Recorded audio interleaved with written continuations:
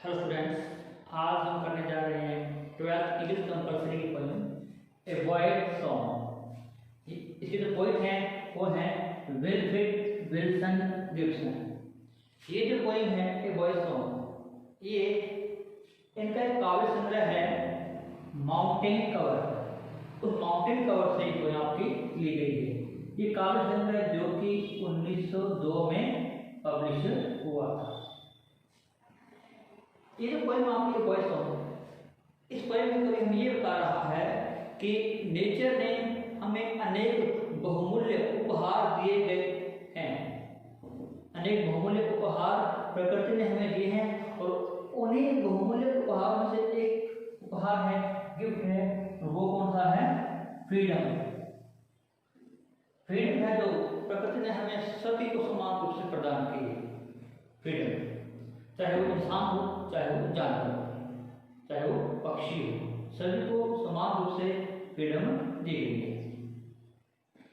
इस कविता के माध्यम से कवि हमें ये बता रहा है कि फ्रीडम सभी को समान रूप से है, लेकिन कुछ लोग क्या करते हैं, अपनी खुशी के लिए कुछ पक्षियों को पालते हैं और उन्हें पिंजरे में बंद रखते हैं।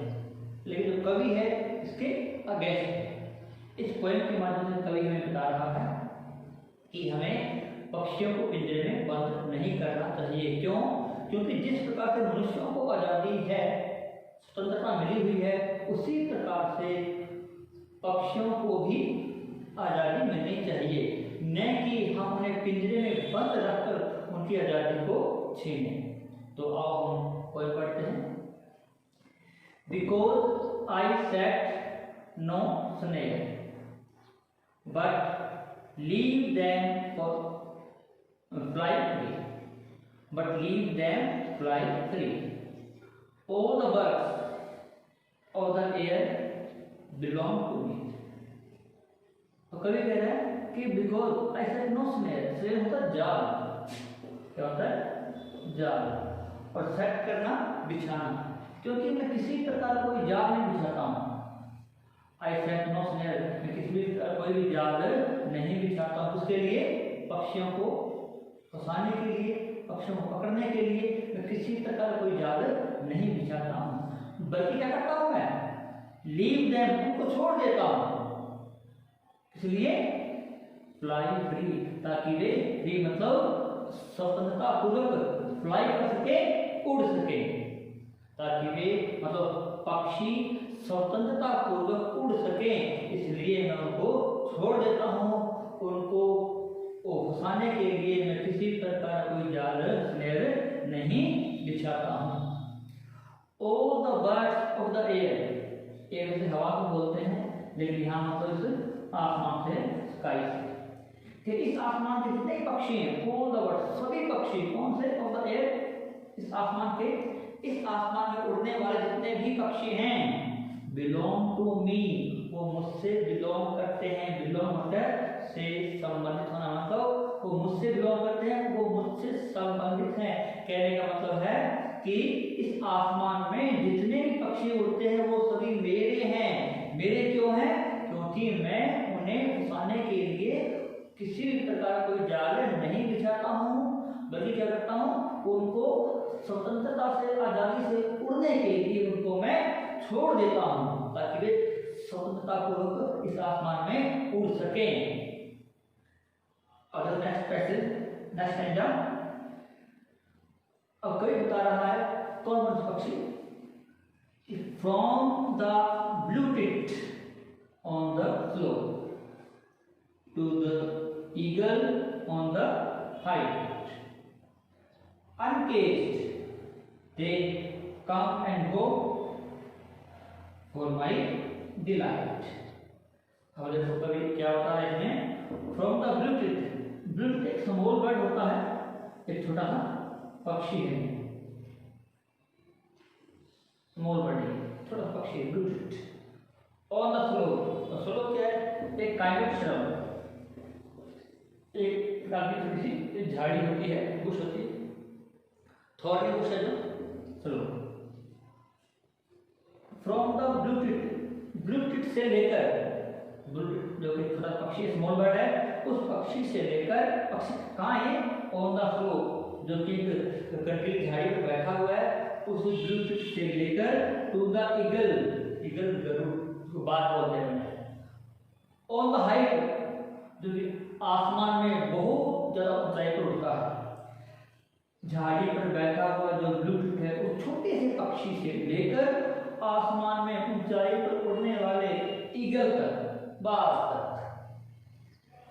अनकेज्ड दे कम एंड गो, जो अनकेज्ड हैं, पिंजरे बंद नहीं हैं, वे पक्षी कम एंड गो, मेरे पास आते हैं और चले जाते हैं। फॉर माई डिलाइट, डिलाइट होती है हैप्पीनेस, मेरी खुशी के लिए, मेरी प्रसन्नता के लिए वे पक्षी मेरे पास आते हैं और चले जाते हैं। देखो इस स्टैंडर्ड में कवि ने दो पक्षियों के नाम बताए हमें, ब्लू टिप जो बहुत छोटा सा पक्षी है, और ईगल जो कि आसमान में बहुत ज्यादा ऊंचाई पर उड़ता है।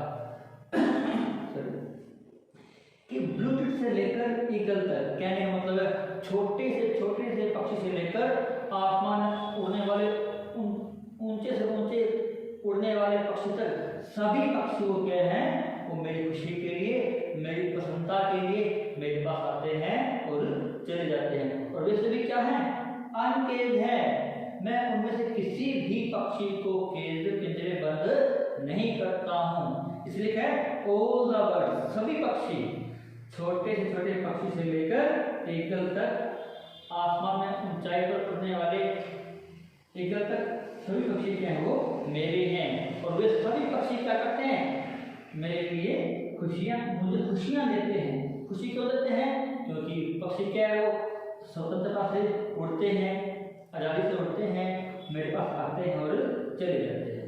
अब करते हैं नेक्स्ट स्टैंडर्ड।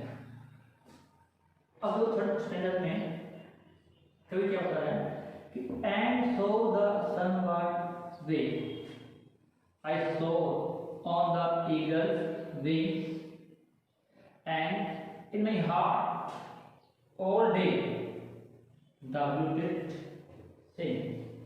अब इससे जस्ट पहले में कवि ने हमें बताया था कि जो पक्षी आते हैं और जाते हैं, इसलिए फॉर माई डिलाइट, कवि की खुशी के लिए, तो कवि को भी पक्षी जो आसमान में स्वतंत्रता से उड़ रहे हैं, आजादी से उड़ रहे हैं, अनकेज हैं, वो कवि क्या करते हैं, खुशियाँ प्रदान करते हैं, हैप्पीनेस प्रदान करते हैं। और कवि क्या खुश है। अगर कवि खुशी में वशीभूत होकर कवि क्या फील कर रहा हो, and so the sunward way, sunward मतलब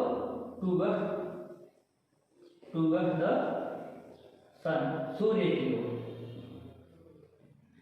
आई सो होता है फ्लाई इन द एयर, आसमान में उड़ना। On the eagles wing, wings होता है पंख। और कभी खुशी से वशीभूत होकर ये अनुभव कर रहा है, जैसे कि आई सो, मैं हवा में उड़ रहा हूँ। हवा में कहाँ, ऑन द ईगल्स विंग्स, कहाँ बैठा हो कवि, ईगल्स के विंग्स पर, ईगल के विंग्स पर, उस बात के पंखों पर कवि बैठा हुआ है। और उसके पंखों पर बैठे कवि कहाँ जा रहा है, सनवर्ड, सूर्य की ओर जा रहा है।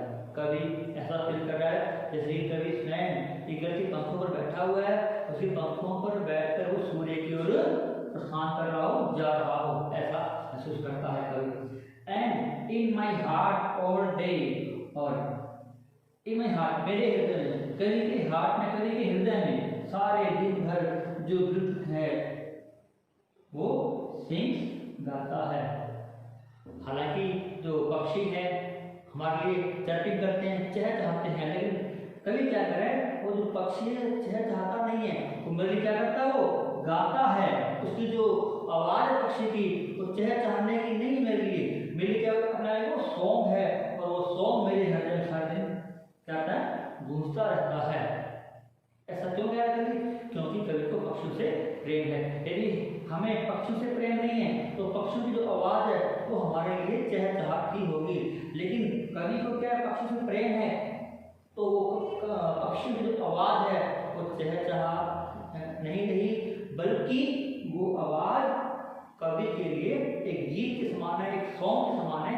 इसे कवि कह रहा है कि जो गीत का सॉन्ग है वो उसके हृदय में सारे दिन गाता रहता है। ये जो पोएम हमारी ये वॉइस सॉन्ग, तो इस कविता का जो कंक्लूजन है, निष्कर्ष है, वो कवि हमें यही बता रहा है कि हमें पक्षियों को पिंजरों में बंद नहीं रखना चाहिए, उन्हें अनकेज रखना चाहिए, मतलब पिंजरों में बिना बंद किए, ताकि वो इंसान की तरह अपनी स्वतंत्रता, अपनी आज़ादी को जी सके, उसका एंजॉय कर सके।